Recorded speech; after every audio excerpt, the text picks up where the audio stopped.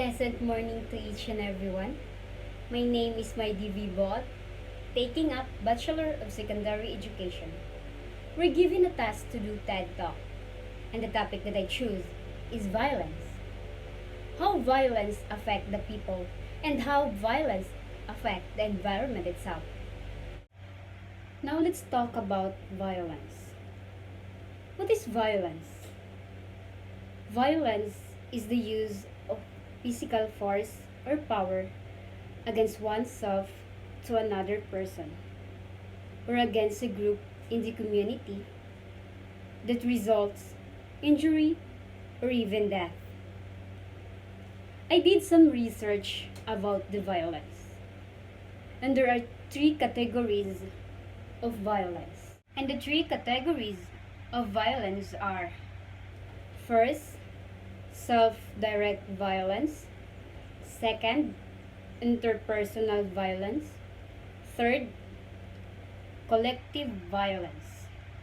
When we say self-direct, it is the violence that includes suicidal thoughts or actions that forms of self-harm. The term fatal suicidal behavior is often to use for suicidal act that results in death. Some people think that killing themselves can solve their problems, but not. If they die,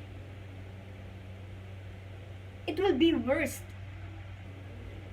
The people around them will suffer too. Committing suicide is not a key or the solution to solve the problem that we have. Suicidal or suicide can't help us to solve our problem.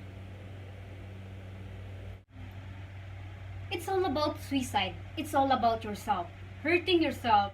When we say interpersonal, it is the act of violence that occur between the family members, intimate partners, or between the individuals, whether they know each other or not.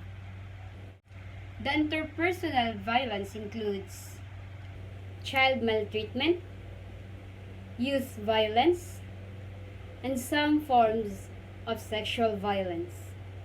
Collective violence. It is an instrumental use of violence by people who identify themselves as a member of a group against another group or set of individuals in order to achieve their political, economic, and social objectives. Collective violence includes war, terrorism, and violent political conflict between or within the states. Terrorism. It is the act of violence against civilians and the states to create fear in order to achieve their political goals. Any act that creates bodily harm or even death to civilians. Now, here is the questions. What are the causes of violence? Why do violence exist?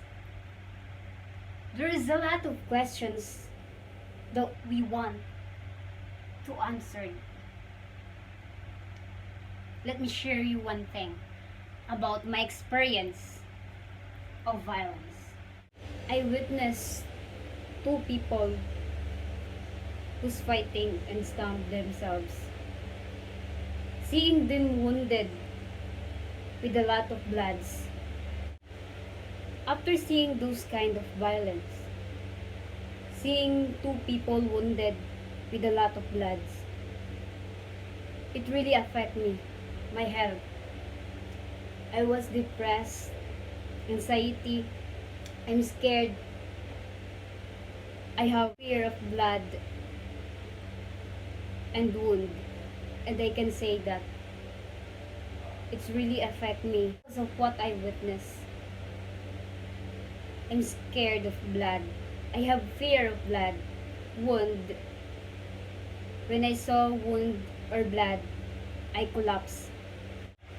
The violence has a negative impact to those who experience and who witness it. Several psychological disorders including post-traumatic stress, anxiety, and depression. These are the things that we can see to those people who witness and who experience this kind of violence. Bipolar disorder are common in the victims of violence. Now, what will happen to the environment when all people use violence? When all people will use violence, there's no peace at all. Because we all know that violence is very dangerous. It might kill people and it will ruin the relationship of the environment and its people.